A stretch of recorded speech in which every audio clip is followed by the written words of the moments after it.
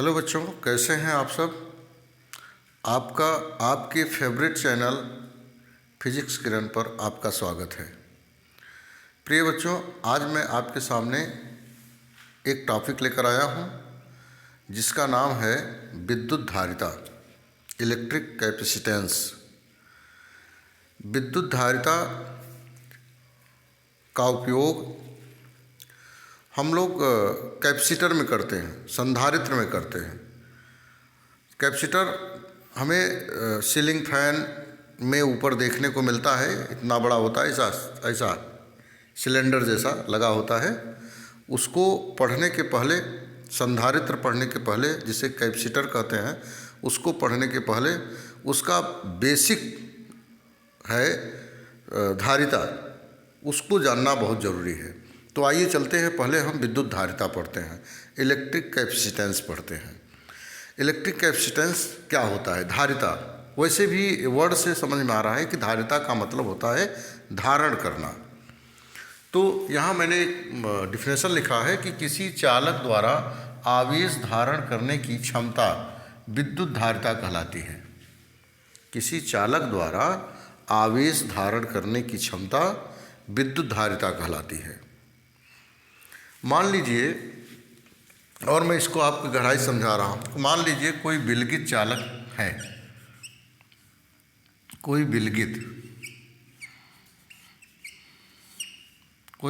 चालक है, आइसोलेटेड चालक।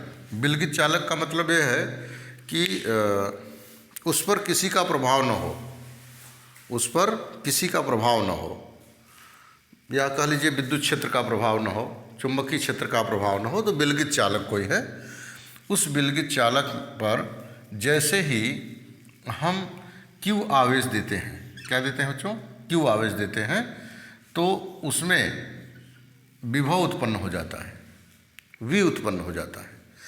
और Q को जब हम बढ़ाएंगे तो V भी बढ़ता है, Q को घटाएंगे तो V भी घटता है। तो और जब हम इस अनुपात को हटाते हैं तो एक कांस्टेंट प्राप्त होता है C। और यही जो C है, C इक्वल टू क्या हो जाएगा? Q/V। यही जो C है वह एक नियतांक है जिसे हम धारिता के नाम से जानते हैं, विद्युत धारिता के नाम से जानते हैं। तो जहाँ यहाँ लिख देंगे कि जहाँ C विद्युत धारिता है या चालक की धारिता है, विद्युत धारिता है। ये देखिए फार्मूला प्राप्त हो गया। इसका मात्रक क्या होगा बच्चों? Q का मात्रक क्या होता है? कूलाम होता है, और इसका मात्रक वोल्ट होता है। तो इसका मात्रक हो गया कूलाम प्रति वोल्ट। इसका मात्रक फैरड भी होता है, या फैरड भी होता है इसका मात्रक, फैरड। शॉर्टकट में हम केवल F लिखते हैं। बच्चों, एक फैरड 1 माइक्रो फैरड बराबर होता है। कभी कभी क्वेश्चन में दिया रहता है कि माइक्रो फैरड में दिया है, तो उसको फैरड में चेंज करते हैं। 1 माइक्रो फैरड जो होता है वो 10⁻⁻⁶ फैरड के बराबर होता है। और 1 पीको फैरड जो होता है वो 10⁻⁻12 फैरड के बराबर होता है। यह बात हमको याद रखना है। तो हमने देखा कि किसी चालक द्वारा आवेश धारण करने की क्षमता क्या कहलाती है? विद्युत धारिता कहलाती है। दूसरे शब्दों में अगर हम यह परिभाषा सीखें तो किसी विलगित चालक पर को जब आवेशित किया जाता है तो उसमें विद्युत विभव उत्पन्न हो जाता है, या कह लीजिए कि आवेश बढ़ता है तो विद्युत विभव बढ़ता है। और जैसे ही प्रोपोर्शनलिटी का जो साइन है उसको हटाते हैं तो कांस्टेंट प्राप्त होता है C इक्वल टू Q/V। आइए देखते हैं C की बीमा, इसकी बीमा निकालते हैं। और एक चीज़ और देख लेते हैं कि यदि V इक्वल टू 1 कर दें, यदि V इक्वल टू क्या कर दें? 1 वोल्ट कर दें, तो क्या हो जाएगा? C इक्वल टू Q होगा। क्या होगा? C equal to Q। इसका मतलब क्या हुआ? इससे ही एक परिभाषा बन गई कि किसी भी चालक को जब 1 वोल्ट विभवांतर दिया जाता है, किसी भी चालक को 1 वोल्ट विभवांतर दिया जाता है, तो 1 वोल्ट विभवांतर में प्रवाहित आवेश, 1 वोल्ट विभवांतर में प्रवाहित आवेश उसकी धारिता के बराबर होता है। ये भी परिभाषा बन गई। अच्छा, अगली परिभाषा ऐसा भी बोल सकते हैं कि किसी चालक तार में दिया गया आवेश Q तथा उस आवेश को देने पर उसमें उत्पन्न विभव V के अनुपात को विद्युत धारिता C कहते हैं। ये भी परिभाषा आप लिख सकते हैं। तो कई परिभाषाएं आप जो है बिल्कुल आसानी से बना सकते हैं। तो आइए चलते हैं बच्चों आगे। बच्चों आइए अब C की बीमा निकालते हैं, धारिता की बीमा निकालते हैं। धारिता की बीमा निकालने के लिए हम लिखेंगे C की बीमा, या लिखेंगे धारिता की बीमा। धारिता की बीमा के लिए C इक्वल टू क्या है, Q की बीमा अपान V की बीमा। बच्चों C की जो बीमा होगी, C की बीमा इक्वल टू हो जाए Q की बीमा। Q की बीमा 80 होती है, हम जानते हैं, और V की बीमा होती है mL² T⁻³ A इनवर्स। ये किसकी बीमा होती है बच्चों, ये विभव की बीमा होती है। ठीक है, अब हम क्या करेंगे, इसको ऊपर ले जाएंगे। पहले यम लिखते हैं, तो यम ऊपर जाएगा तो यम इनवर्स हो जाएगा। इसके बाद यल लिखते हैं, ऊपर जाएगा तो पावर -2 हो जाएगा, और T⁻³ है तो ऊपर एक 1 पहले से ही है, 3 and 1 4 हो जाएगा, T⁻4 हो जाएगा, और A इनवर्स है और एक ये यहाँ है तो ये 2 बार हो जाएगा। तो बीमा को हम ब्रैकेट में लगाना नहीं भूलेंगे। तो इस प्रकार से ये धारिता की बीमा हमको प्राप्त हो जाती है।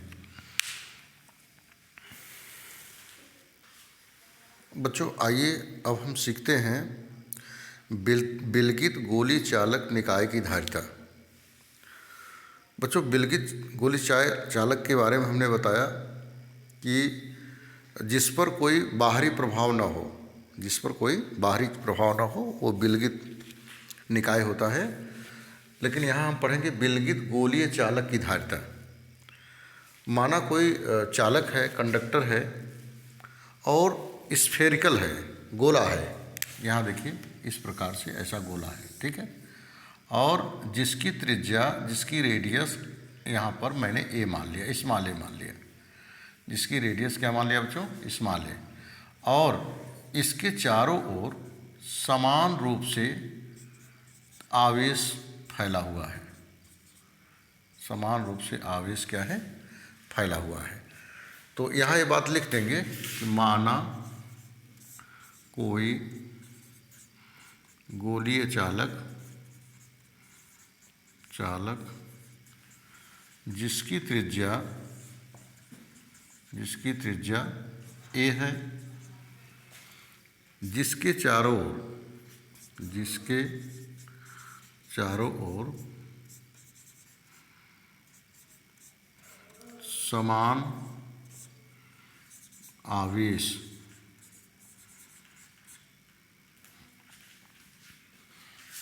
फैला हुआ है,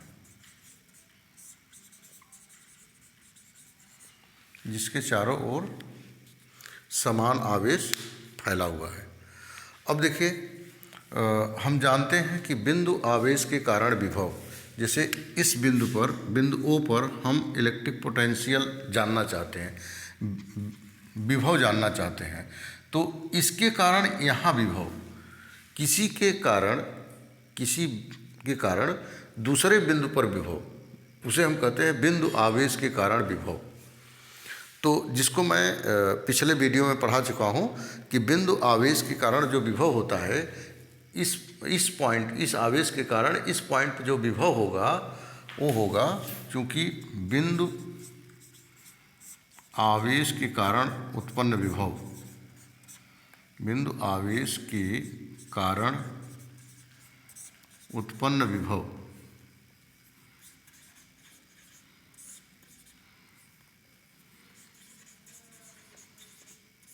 क्या होता है बच्चों? वह होता है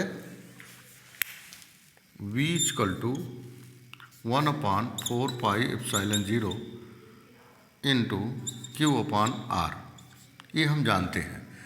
चूँकि त्रिज्या क्या है, दूरी क्या है, स्मॉल ए है, तो यहाँ हम R हटाकर स्मॉल ए लिख देंगे। ये देखिए, बिंदु आवेश के कारण विभव हमको प्राप्त हो गया। लेकिन हमको प्राप्त क्या करना है? धारिता, चालक की धारिता निकालना है। अब C = V/Q से, C = V/Q से, अब यहाँ हमको धारिता निकालना है, तो V की वैल्यू यहाँ पुटअप करते हैं। तो 1/4πε0 इंटू Q/A, यहाँ ऊपर रखा, बाई नीचे क्या है? Q है। इससे क्या हो गया? कैंसिल हो गया, which is implies C =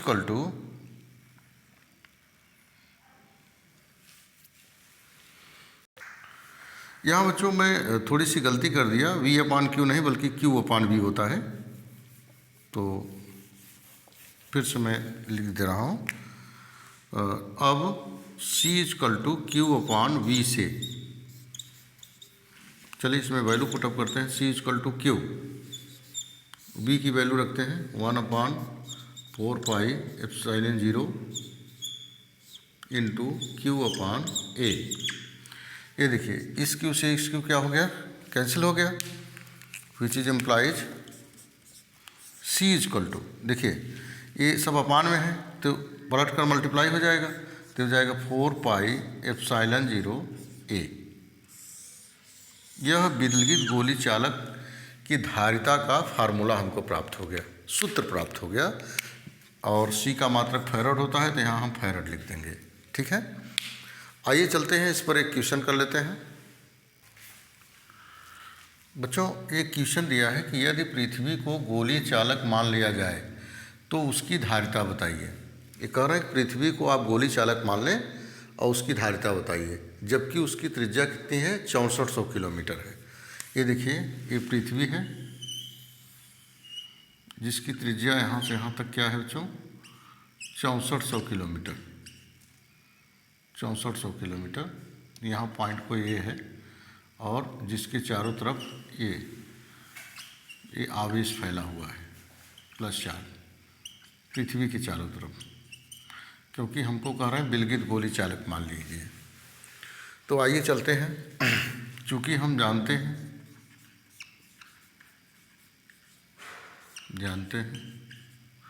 कि विद्युत गोली चालक की धारिता